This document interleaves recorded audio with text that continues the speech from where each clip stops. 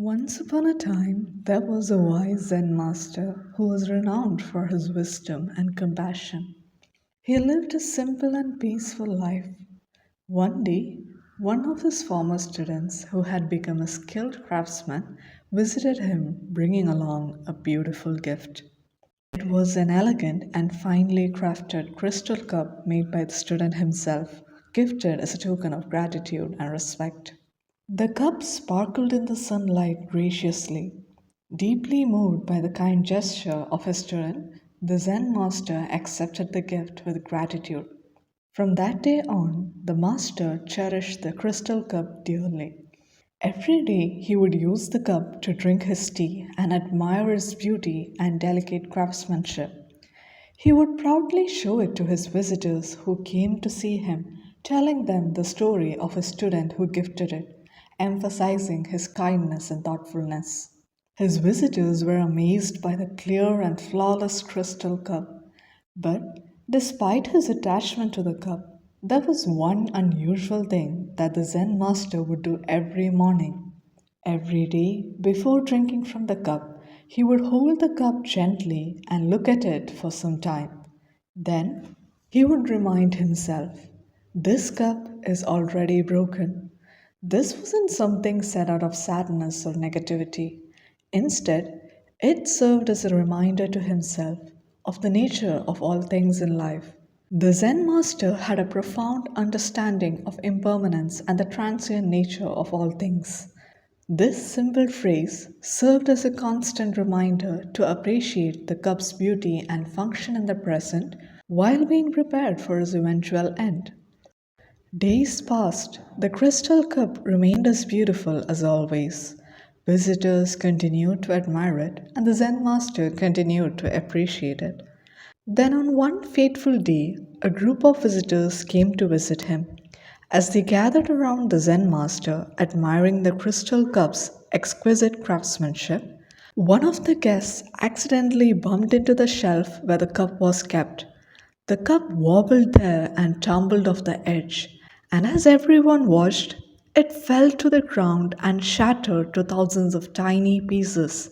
The air filled with the sound of the glass shattering. The room fell into silence as the guests gasped, their eyes wide with shock, gazing upon the broken fragments scattered across the floor. They became concerned and expected the Zen master to be angry or upset. But surprisingly, he remained calm, undisturbed by what had happened. With utmost composure, he quietly observed the shattered pieces for a moment. Then, with a gentle smile, he said, "Ah, yes, let's begin." Without any hesitation, he fetched a broom and began sweeping up the pieces. His movements were steady and graceful, without a hint of frustration or disappointment. The visitors were amazed by his actions as they wondered how he could remain so calm with the loss. It was as if he was expecting this moment all along. The Zen master skillfully gathered the shattered pieces, accepting the reality of impermanence. He accepted the impermanence and the inevitable end that had befallen his cherished possession. He did not linger in sorrow or become attached to the past beauty of the cup. Instead, he embraced the present moment and started the process of moving forward. Life is so much like the story of the crystal cup. There will be times when what we cherish and value the most break apart right in front of us, making us feel helpless, lost, and defeated, like our whole world has shattered completely. It could be losing a loved one, collapse of a dream, end of relationships, and so on. During those times, we might feel that we are sinking deep down into an unknown darkness, unable to escape, thinking that our life is lost, that happiness is something we can't achieve anymore. At times like that, the Zen master's lesson teaches us something different. His daily practice of reminding himself that this cup is already broken was about understanding the true nature of life. All of the things we have, our possessions, relationships, health, and even our lives, is temporary. Nothing lasts forever. If we can accept this, we can face life's challenges with peace in our heart. We do not get happiness by holding on to things too tightly.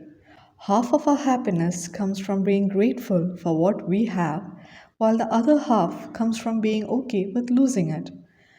The Zen master who knew this enjoyed the cup while it lasted, but at the same time, he didn't let its loss control him. Most of us go through our life holding on to our possessions, relationships, and achievements, believing that these things define our happiness. But a truly wise person understands that change is inevitable and loss is a part of life. Instead of being afraid of it, we should prepare to face it and accept it. So, be like the Zen master. Enjoy and cherish what you have while you have it. Be grateful for the people, moments, and things in your life. But at the same time, remember that nothing is forever. When something is lost, instead of falling into despair, take a deep breath and repeat, "Ah, yes, let's begin." Then, with utmost calmness and patience, start clearing up the pieces and move forward. Thank you for listening to this story.